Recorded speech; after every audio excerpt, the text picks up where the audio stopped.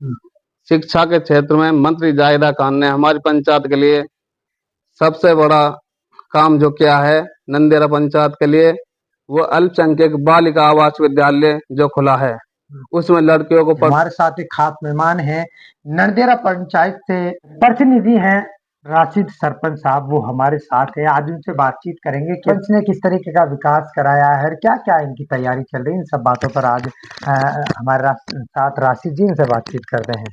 सबसे पहले लाइव भारत मेवात के सभी दर्शकों को सलाम नमस्कार।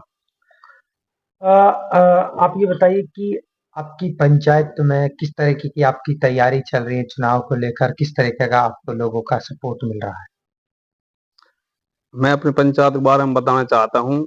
हम अब के दूसरी बार सरपंच हैं। हम पहले 2010 से 2015 तक सरपंच रहे हैं। उसके बाद में एक दूसरा सरपंच बना इलियास खान। अब हम वर्तमान में दोबारा सरपंच हैं नंदेरा पंचायत से। अच्छा जी, आप 2 बार सरपंच रह चुके हो, तो ऐसे क्या-क्या कार्य आपने कराए हैं अपनी पंचायत में, अपने गाँव में? क्या-क्या कार्य आपने कराए हैं? कार्य के बारे में बताना चाहता हूँ। सबसे पहले हम शिक्षा के क्षेत्र में बात करते हैं। शिक्षा के क्षेत्र में मंत्री जाहिदा खान ने हमारी पंचायत के लिए सबसे बड़ा काम जो किया है, नंदेरा पंचायत के लिए, वो अल्पसंख्यक बालिका आवास विद्यालय जो खुला है, उसमें लड़कियों को पढ़ने का बहुत मौका मिलेगा। और हमारी जो लड़कियां हैं वो शहर नहीं जाती पढ़ने के लिए, तो वह अपने गांव में विद्यालय खुला है, तो सब लड़कियां पढ़ेंगी।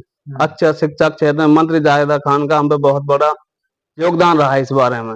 ऐसे में लोग लोग कहीं न कहीं मेवात के लोग रास्तों को लेकर, कब्रिस्तानों को लेकर ज़्यादा परेशान रहते हैं। रास्तों को लेकर, कब्रिस्तानों को लेकर क्या विकास आपने करा? रास्तों के बारे में मैं बताना चाहता हूँ। तो फिलहाल में जो रास्ता हमने जो अब वर्तमान में जो काम किया है, पहले मैं बात करना चाहता हूँ कड़ावटा गांव से। कलावटा गांव में जो भी रास्ता है हमने वर्तमान सब पक्के कर दिए हैं। एक भी रास्ता ऐसा नहीं है जो हमने पक्का नहीं किया है। गांव में जाके आप पूछ सकते हो, हमने 14 तलाक पक्के कर दिए अब के कलावटा गांव में। रही शमशान की बात, कलावटा का शमशान पहले दबा हुआ था, हमने उसकी पैमाइश कराई। पैमाइश कराने के बाद में हमने कलावटा के शमशान की बाउंड्री कराई पूरा।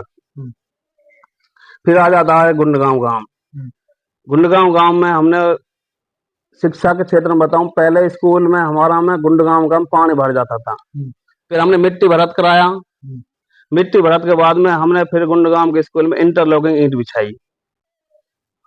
रास्ता की बात करता हूं तो रास्ता यह है, मेन रोड से बुंदा के शमसु घर की ओर कम से कम आधा किलोमीटर का रास्ता है, वो हमने पूरा बनवाया गुंडगांव में। और कई रास्ता में इंटरलॉकिंग बिछवाई। बताइए कि आपने अपना विकास के बारे में तो हमें बता दिया है, लेकिन आपकी पंचायत में कितने गांव लग रहे हैं और अभी जो परसिमन की बात चल रही है उसको लेकर क्या रहा है अभी? गांवों की बात फिलहाल हमारे गांव में पंचायत में 5 गांव है। नंदेरा ग्राम पंचायत हेडक्वार्टर है, नंदेरावास, खड़ावटा, गुंडगांव और आसुका। रही परसिमन की बात, वो तो परसिमन के बाद में पता लगेगा तो कौन सा गांव जुड़ता है कौन सा हटता है। वर्तमान में 5 गांव है। 5 गांव। तो अभी जैसे आप मेहनत भी कर रहे हो, लोगों के पास जा रहे हो, उनसे वोटों के लिए अपील भी कर रहे हो, अभी तो गुप्त में ही आपका मामला चल रहा है। ऐसे में क्या कहते हैं लोग आपको लेकर जब आप जाते हो? आपको मतलब विकास को लेकर आपसे नाराजगी है या फिर लोग खुश हैं आपसे? मेहनत की बात ये, हमने 5 साल जनता के बीच रह के काम किया है और हमने 5 साल जनता का जो भी काम पड़ा हमने जनता का काम किया है।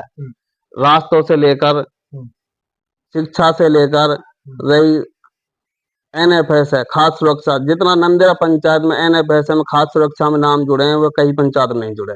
वृद्धत्व पेंशन, कोई भी काम हो नंदेरा पंचायत में खूब हुआ है। रही रास्तों की बात, कुछ कमियां रह गई हैं रास्तों में, वो फिलहाल में कोई कुछ रास्ते ऐसे हैं जो सैंक्शन हुए पड़े हैं, बारिश के बाद में वो रास्ता भी बन जाएंगे। ऐसे में अगर तीसरी बार भी जनता आपको चुन लेती है तो क्या मुद्दे रहेंगे आपके? वैसे तो आपने पूरा काम बता दिया है, काफी ज्यादा विकास आपने करा रखा है, लेकिन फिर भी क्या मुद्दे रहेंगे तीसरी बार आपको सरपंच बना दिया जाए? जनता सरपंच बनने के लिए जनता का दिल जीतना पड़ता है। काम जो कुछ रह गए, पहली बार तो हमने 80-90% काम कर दिए हैं। कुछ वजह से कुछ काम रह गए हैं क्योंकि अब के बजट कम मिला कोरोना की वजह से। जो अब काम बाकी है, इंशाल्लाह हम सरपंच बनेंगे तो उन कामों को सबको पूरा करेंगे। चलिए, अब जनता के लिए आखिरी क्या संदेश है और क्या कहना चाहते हैं जनता को? जनता से संदेश ये है कि अगर इंशाल्लाह अब तीसरी बार भी हमें जनता ने मौका दिया तो जो भी काम अधूरे रह रहे हैं सभी कामों को पूरा किया जाएगा और सभी हिंदू मुसलमान सभी भाइयों को एक साथ लेकर हम काम करते हैं। नहीं, हम हिंदू की बात करते नहीं मुसलमान की, किसी का भी काम पड़ता हम हिंदू के काम को भी करते हैं, मुसलमान के काम करते हैं। भाईचारे में विश्वास रखते हो? बिल्कुल। रही कब्रिस्तान शमशान की बात, हमने शमशान में काम किया है, हमने शमशानों की बाउंड्री कराई है, कब्रिस्तानों की बाउंड्री कराई है। रही मंदिर मस्जिद की बात, हम तो उनमें भी बहुत योगदान करते हैं। और रही अब सरपंच के चुनाव की बात, तो अब चुनाव होने वाले हैं। अगर जनता ने हमें मौका दिया तीसरी बार तो इंशाअल्लाह हम जनता के विश्वास पे खरा उतरेंगे।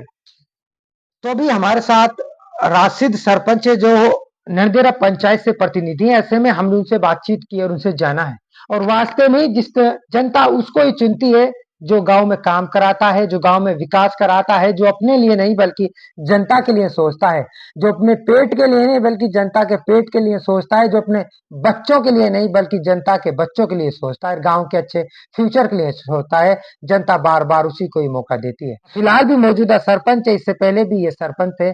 जनता को इनका विकास काफी अच्छा लगा है और जनता का इनका व्यवहार है वो भी अच्छा लगा है, इसलिए जनता इनको बार बार चुन रही है। उन्होंने कब्रिस्तानों में जो काम कराया है वही काम शमशान घाट में किया है।